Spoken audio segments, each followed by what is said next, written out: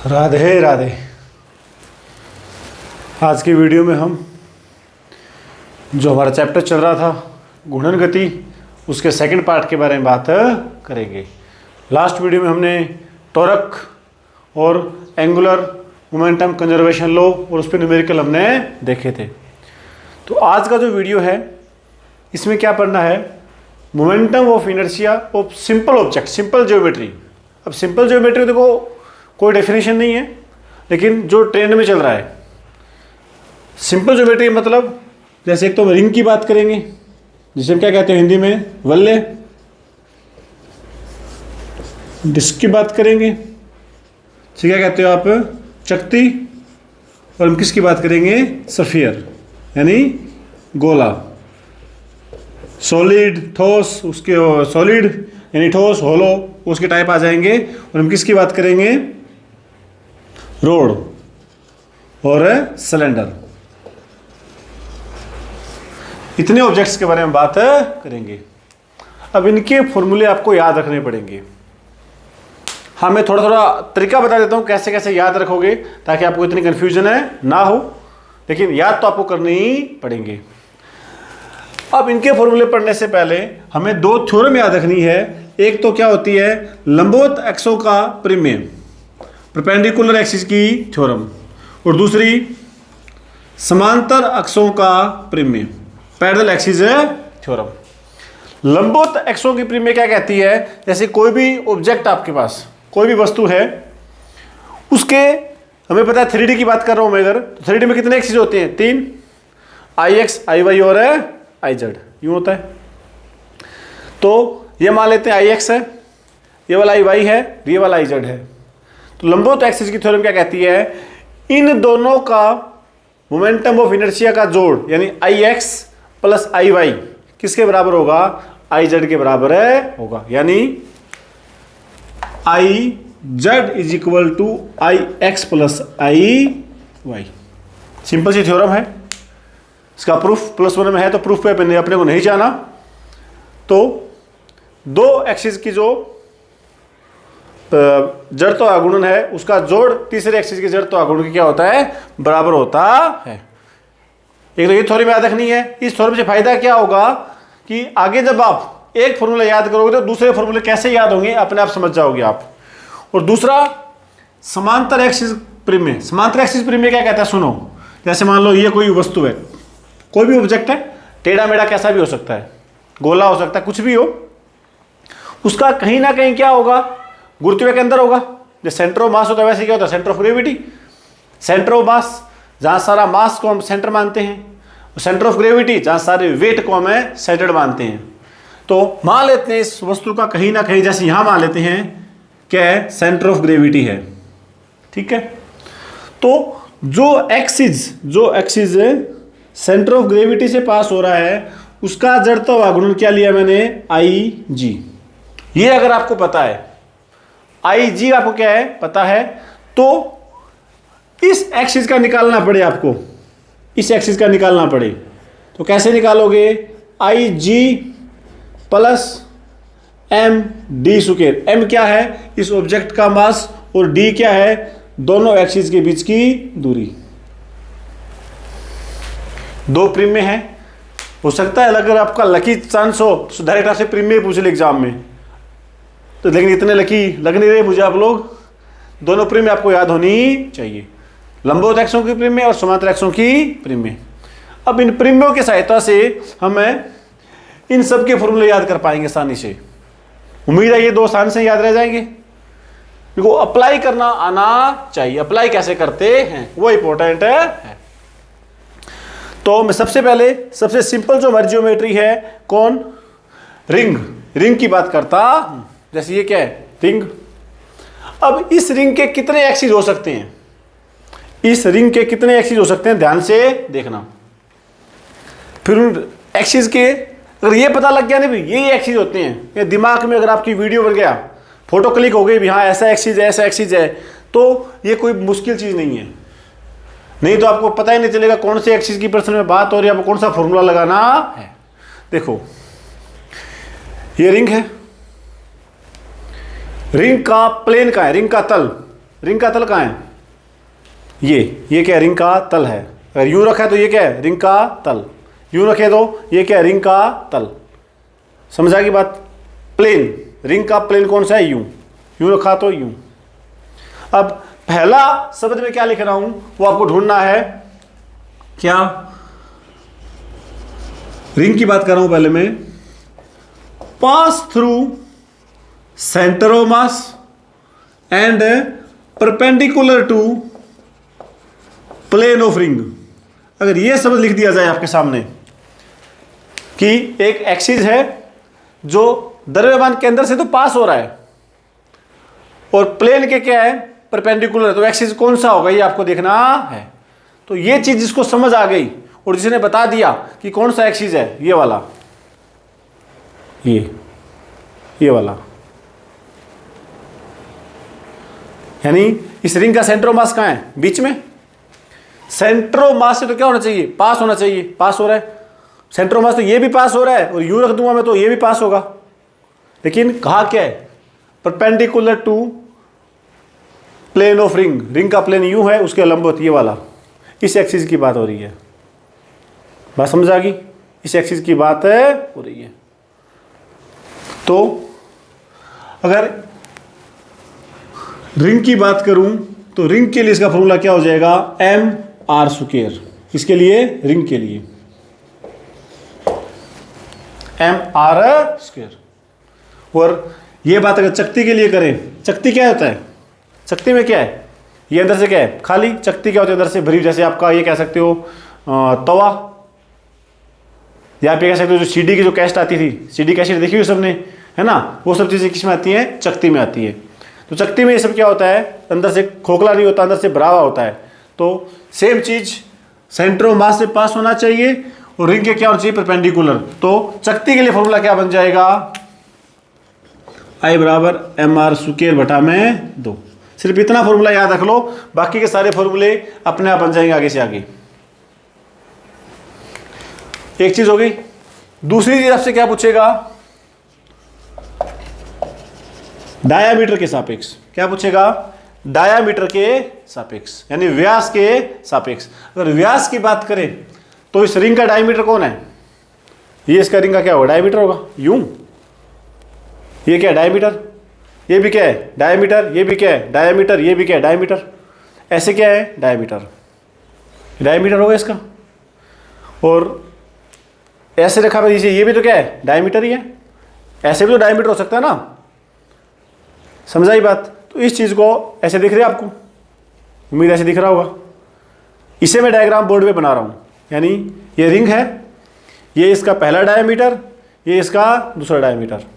यानी ये डायमीटर क्या है? एक्स एक्सिस का काम कर रहा है और ये डायमीटर वाई एक्सिस का काम है कर रहा है। क्लियर? तो इसे मैं बोर्ड पे बना देता हूं। यानी ये मैंने रिंग बनाई, ये पहला डायमीटर और ये दूसरा डायमीटर। पहले डायमीटर को मैंने क्या कहा? इस डायमीटर के सापेक्ष जो जड़त्व गुणन, उसे क्या नाम दूंगा मैं? आई एक्स। एक्स एक्सिस का है, इसको क्या नाम दूंगा? आई वाई। लेकिन है तो ये भी डायमीटर, है तो ये भी डायमीटर। इसे मैंने क्या कह दिया? I D. इसे भी मैंने क्या कह दिया? I D. अब तक का डायग्राम क्लियर है सबको? क्या अब तक का डायग्राम क्या बनाया? ये रिंग, ये एक्स एक्सिस और यू मैंने क्या बना दिया? Y axis. क्लियर? अब इस एक्सिस की बात करो। ये एक्सिस कैसी थी? ये एक्सिस तो क्या थी? इस एक्सिस की बात कर रहा हूं मैं। ये तो यू थी, यू थी। और एक एक्सिस आपकी यू है, एक्स एक्सिस, और वाई एक्सिस आपकी यू है। ये एक्स एक्सिस है, ये वाई एक्सिस है, और यू क्या आपकी? Z axis. तीनों एक दूसरे के लंबवत है कि नहीं है? लंबवत है। तो लंबवत अक्षों को प्रीमियर लगेगा। लंबवत अक्षों को प्रीमियर क्या कहता है? आई एक्स प्लस आई वाई बराबर आई जेड। यानी ऐसे लिख दूं, आई एक्स प्लस आई वाई बराबर है आई जेड। आई जेड कौन है? आई जेड तो ये है। आई जेड तो ये है ना, यूं वाला। आई जेड की वैल्यू रख दो भाई। आई जेड की वैल्यू क्या है? M are square. I X का नाम क्या है? I D. इसका नाम भी क्या है? ID 2ID, ID की वैल्यू क्या बन गई, mr²/2। किसके लिए, रिंग के लिए। तो रिंग के लिए फॉर्मूला क्या बनेगा, mr²/2। अब अगर चकती के लिए बात करें तो चकती भी सेम ही चीज़ है, सेम ही कॉन्सेप्ट लगेगा, बस चकती के लिए इसकी वैल्यू बदल जाएगी, इसकी वैल्यू क्या बन जाएगी, ये बन जाएगी। तो क्या बनेगा, mr²/2, 2 इधर से आ जाए, कितना बन गया 4। तो चकती के लिए क्या बन जाएगा, अपॉन में 4 लग जाएगा। यहां तक कोई दिक्कत परेशानी, समझ आए तो ठीक, नहीं तो रट्टा मार लेना है, फॉर्मूला तो याद ही करने पड़ेंगे भाई, क्या ऑप्शन क्या अपने पास। तो चकती के लिए आईडी का फॉर्मूला क्या बनेगा, mr²/4। क्लियर। अब बात करते हैं क्या, टेंजेंशियल की, स्पर्श रेखा की, यानी एक्सिस जो स्पर्श रेखा बनाता है, कैसे, ये क्या है, स्पर्श रेखा है, कहीं भी बना दो रिंग के, स्पर्श रेखा है। अब आप कहोगे सर ये भी तो स्पर्श रेखा है, मैं कहाँ बना कर रहा हूँ, दोनों स्पर्श रेखा है, ये भी तो स्पर्श रेखा है और ये भी स्पर्श रेखा है। फर्क क्या है, ये प्लेन के परपेंडिकुलर है और ये प्लेन के पैरेलल है। ये एक्सिस, ये जो लाइन, ये क्या है, एक्सिस है तो स्पर्श रेखा, लेकिन क्या है, प्लेन के परपेंडिकुलर। ये क्या है, प्लेन के समांतर। यानी यहाँ दो केस बनेंगे टेंजेंशियल का, एक तो क्या, प्लेन के परपेंडिकुलर, और एक क्या, प्लेन के पैरेलल। पहले परपेंडिकुलर वाली बात कर लें। हमें इसका जड़ तो आगुणन बताना है, इसका, ठीक है, यहां तक क्लियर, इसका बताना है। लेकिन हमें यह पता है कि नहीं पता, बताओ। इसका तो पता ना, इसका कौन सा, ये वाला, pass through centre of mass perpendicular to plane, इसका तो पता है। अब ये दोनों एक्सिस आपस में क्या है, ये मार्कर और ये ब्लू पेन आपस में दूसरे क्या है, पैरेलल है कि नहीं है, पैरेलल ना, ये दोनों आपस में पैरेलल है। हाँ, केस तो ये है परपेंडिकुलर टू प्लेन, केस को छोड़ो, दोनों एक्सिस पे ध्यान दो, दोनों एक्सिस एक दूसरे के क्या है, पैरेलल। तो क्या लगेगी, समांतर अक्षों की थ्योरम। समांतर अक्षों की थ्योरम क्या कहती है, इसका प्लस md², d² क्या है, दोनों अक्षों के बीच की दूरी, जो यहाँ कौन है, वृत्त की त्रिज्या, दूसरे वृत्त की त्रिज्या, वही तो क्या, दोनों अक्षों के बीच की दूरी। यानी मैं यूं बना सकता हूं इसको, ये हमारा रिंग है, ये मार्कर वाला है, यानी ये चीज है, ये जिसके प्रति हमें ज्ञात करना है I, तो ये दोनों के बीच की दूरी क्या है यहाँ पर, r। तो I का फॉर्मूला क्या बनेगा, IG + mr²। IG कौन है, ये, इसकी वैल्यू कितनी है, mr² + mr², कितना हो गया, 2mr²। IG की वैल्यू mr² + mr², क्या होगा, 2mr²। ये किसकी बात हो रही है, ये बात हो रही है रिंग की। किसकी बात हो रही है, रिंग की। अगर मैं चकती की बात करूं तो, क्या बन जाएगा, चकती के लिए IG की वैल्यू ये रखेंगे, mr²/2 + mr²/2, कितना बन जाएगा, 3/2 mr², किसके लिए, डिस्क के लिए। अब आ जाओ इस केस पर, यानी ये वाला केस,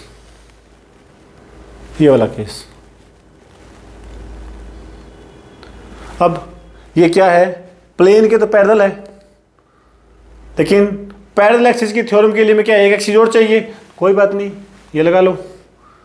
ये ब्लैक वाला भी तो उसके सेंटर ऑफ मास से जा रहा है, यानी एक तरीके का डायमीटर तो है, ब्लैक पेन डायमीटर का काम कर रहा है, और डायमीटर का मुझे फॉर्मूला पता है कितना होता है, mr²/2 होता है। अब इन दोनों के बीच समांतर अक्षों की थ्योरम लगाओ, इन दोनों के बीच समांतर अक्षों की थ्योरम लगेगी या नहीं लगेगी, लगेगी ना, दोनों है तो समांतर। तो अब फॉर्मूला क्या बन जाएगा भैया आपका, अब फॉर्मूला ये बन जाएगा, I बराबर, IG का काम कौन कर रहा है, mr²/2 + mr², यानी क्या बन गया, 3/2 mr², किसके लिए, रिंग के लिए। अगर मैं डिस्क के लिए बात करूं तो mr²/4 + mr², कितना बन गया भाई, 5/4 mr²।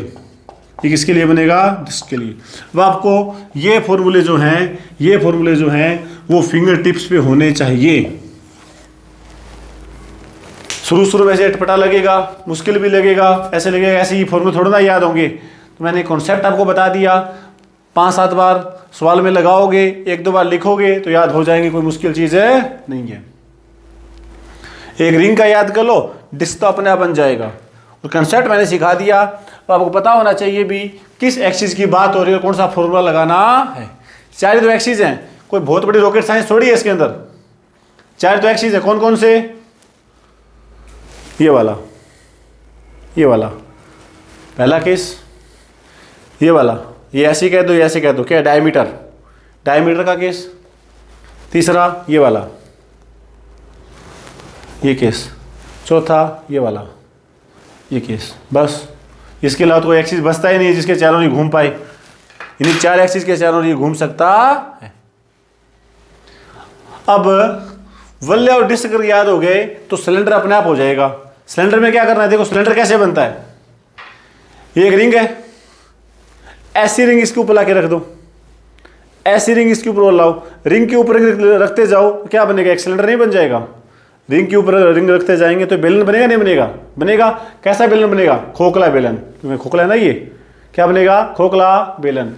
तो आपसे ये क्वेश्चन आ जाए, क्वेश्चन ऐसे आ जाए, ये खोखला बेलन है, ठीक है, इस एक्सिस के प्रति जड़ तो अगर बताइए, तो फॉर्मूला ये काम कर जाएगा। क्योंकि रिंग के ऊपर रिंग रखे तो हमने बनाया है चीज, तो देखो मार्कर तो वही था ना ये। अब रिंग के ऊपर रिंग रखी तो क्या, मास ही बढ़ा, तो कुछ बढ़ा ही नहीं, मास ही चेंज हो रहा है, मास आपको सिलेंडर का यून मिलेगा, क्या दिक्कत है? फॉर्मूला ये लगेगा हमारा स्क्वायर। अगर चकते के ऊपर चकती रख दे तो, रिंग के ऊपर रिंग रखा है, चकते के ऊपर चकती रख दे तो क्या बन जाएगा? ये तो क्या था आपका? खोखला। अगर चकते के ऊपर चकती रखोगे तो क्या बन जाएगा? ठोस। ठोस के लिए बन जाएगा, किसके लिए बनेगा? ठोस बेलन के लिए। किसके लिए बनेगा? खोखले बेलन के लिए। सिंपल ज्योमेट्री लगानी है। रिंग के ऊपर रिंग रखोगे क्या बनेगा? खोखला बेलन। और चकती के ऊपर चकती रखोगे क्या बनेगा? ठोस बेलन। अब बेलन का यूं पूछ ले तो बता दोगे, यूं पूछ ले तो बता दोगे। यूं पूछ ले तो कौन सा बताओगे? परपेंडिकुलर टू प्लेन, ये वाला, ठीक है। सारे फॉर्मूले वापस वही लग जाएंगी। बस ध्यान रहे, खोखला है तो रिंग का लगाना है, और सॉलिड है तो डिस्क का लगाना है, चकती का फॉर्मूला लगाना है। एक बार आप साथ साथ नोट कर लो, बाकी असाइनमेंट में इसकी मैं दे दूंगा, सारणी की फोटो साथ में दे दूंगा असाइनमेंट में, ठीक है। तो वहां से अच्छे से देख लेना इसको। I hope all is well. या अब 2 चीज़ें और बची हैं आपकी, गोला और रोड। पहले रोड का निपटा लेते हैं। रोड के 2 ही केस हैं।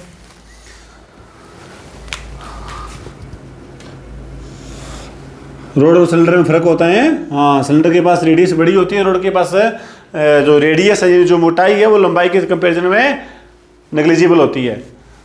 रोड की जो मोटाई है वो ना के बराबर होती है।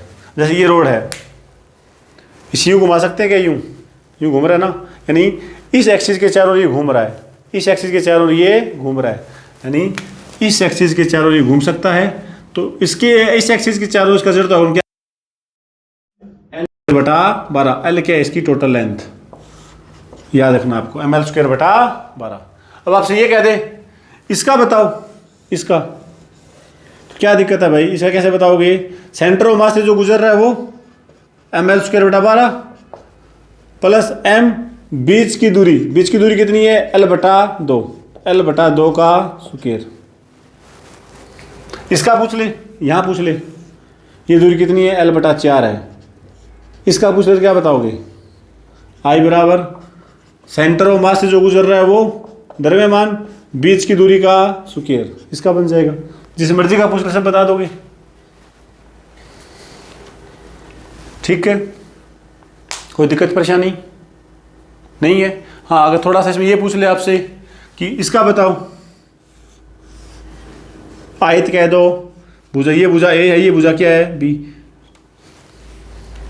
यानी ये कह सकते हो आप ये एक्सिस है, ये वाला, ऐसे घूम सकते हैं ना किताब। ये भुजा इसकी ए है, ये भुजा इसकी बी है। तो फॉर्मूला ये रहेगा, देखो m बटा 12 रहेगा, l की जगह a स्क्वायर प्लस है b स्क्वायर। क्योंकि छड़ के अंदर ये चीज नगण्य थी, नगण्य कर दो, इतना फॉर्मूला बन जाएगा वापस। क्लियर। अब सबसे इंपॉर्टेंट और लास्ट वाला बचा है क्या, सफियर। क्या बचा है, गोला। तो गोला कैसा होता है, गोला सबको पता है, हैं? पीके फिल्म सबने देखी होगी ना। हाँ, गलत गोले पे आ गए हो, ये गोला है।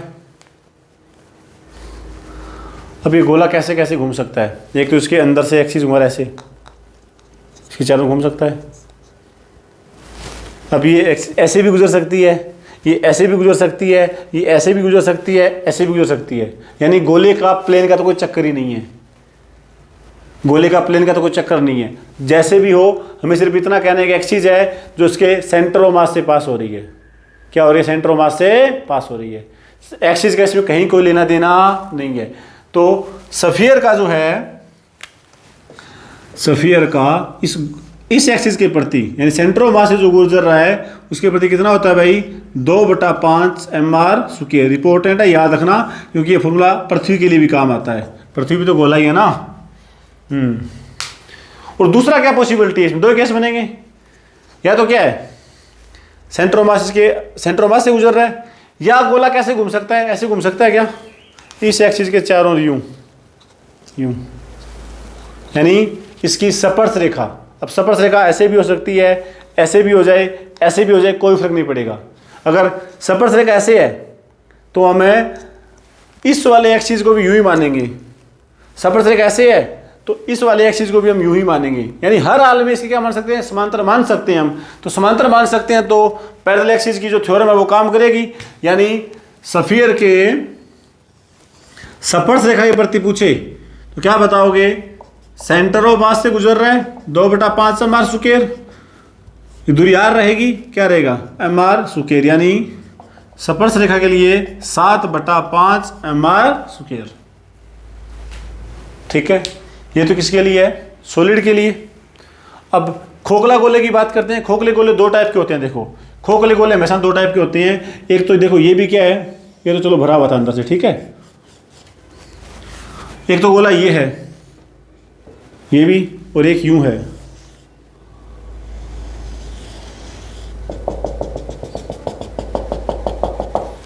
ये सॉलिड है, ये दोनों ही क्या है, खोखले हैं। लेकिन इसके पास दो रेडियस है, R1 और R2, लेकिन इसके पास एक ही रेडियस है।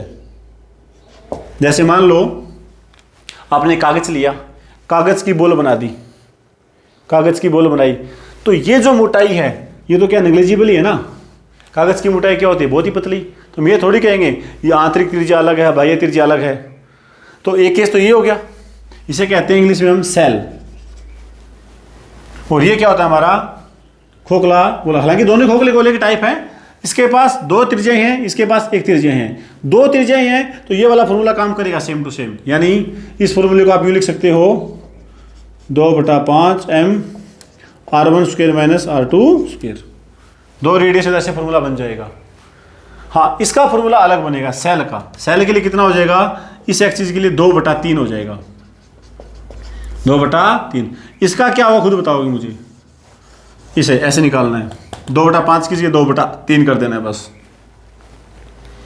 तो फॉर्मूले थोड़े ज़्यादा हो रहे हैं, लेकिन 3D में पिक्चर बना के याद रखोगे और 2 या 3 बार क्वेश्चन में लगाओगे, 1-2 बार लिखे देखोगे तो याद हो जाएंगे, है ना। मुझे याद है, आपको भी हो जाएंगे, हैं। तो मैंने भी बार बार लिखे हैं, प्रैक्टिस की हैं, क्वेश्चन में अप्लाई किए हैं, तब जाके हुए हैं। तो आप भी प्रैक्टिस करो तो हो जाएंगे। तो अब इस पे क्वेश्चंस कैसे बन सकते हैं मैं आपको वो भी बता देता हूं। तो जैसे ये क्वेश्चन है, अब इसका कह देगा कि तीनों के रिंग है, तीनों रिंग है, इसका जड़त्व आघूर्ण ज्ञात है कीजिए। तो डायग्राम कैसे बनाओ, पहले समझो डायग्राम को। 3D में फीलिंग लेनी सीखो। पहला एक्सिस यूं है, पहला गोला यूं है, इसके यूं जा रहा है, ठीक है। दूसरा यूं है, इसके यूं जा रहा है, तीसरे के भी यूं जा रहा है।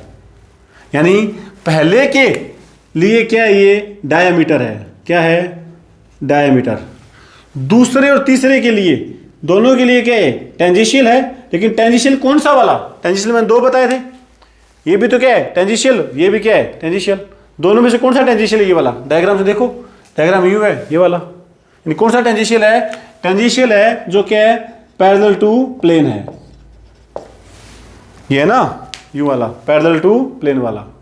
अब तीनों निकाय जुड़े हुए हैं, तीनों का जड़ तो आगुण जोड़ दो, डायमीटर कितना होता है, हाफ एम आर स्क्वायर, और इसका अभी बताया था फॉर्मूला 3/2 एम आर स्क्वायर और 3/2 एम आर स्क्वायर, उधर निकाल लेना इसका है, कितना होगा ये, समझ गए? तो इस टाइप से इसका क्वेश्चन बन सकता है। अच्छा क्वेश्चन है, इसे आप नोट कर सकते हो।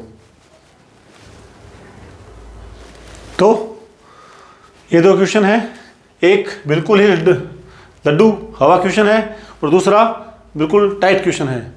पहला क्वेश्चन क्या है, दो बल्लियों के जड़त्व आघूर्ण का अनुपात 2:1 है और उनके डायमीटर का अनुपात 2:1 है, तो द्रव्यमानों का अनुपात होगा, क्या करना है, I बराबर M R square, I1/I2 M1/M2 R1/R2 का स्क्वायर, वैल्यू रख दो बस। इन दोनों का अनुपात कितना है, 2:1, M1/M2।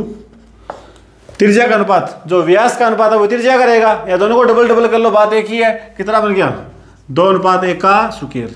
M1/M2 कितना बन जाएगा भाई, बता दो फटाफट, मैं बताऊं क्या, 4 भाग में चला जाएगा क्या, 2/1 इंटू में 1/4, ठीक है, हो गया क्वेश्चन। ये तो बच्चों वाला क्वेश्चन था, हल्का फुल्का, ताकि आपको कॉन्फिडेंस आए। आगे वाला question, one of the my favourite question, काफ़ी अच्छा क्वेश्चन है। अगर एग्जाम का लेवल अच्छा रहा, जैसा कि हमेशा रहता है, तो नीचे वाला क्वेश्चन आपको एग्जाम में देखने को मिल सकता है। क्वेश्चन क्या, अच्छे से पढ़ो। एल लंबाई का और रो रेखीय द्रव्यमान घनत्व, यानी एक तार है जिसकी लंबाई कितनी है, एल, ठीक है। रो क्या है, रेखीय द्रव्यमान घनत्व, यानी रो बराबर क्या है, मास अपॉन लेंथ। सबसे से पकड़ना सीखो, रेखीय द्रव्यमान घनत्व, इसका रो है, तो इसका मास क्या बनेगा, इस वायर का मास क्या बनेगा बताओ, वायर का मास क्या बन जाएगा, रो इंटू में एल, ठीक है। यहां तक तो जो दिया है मैंने वही लिखा है।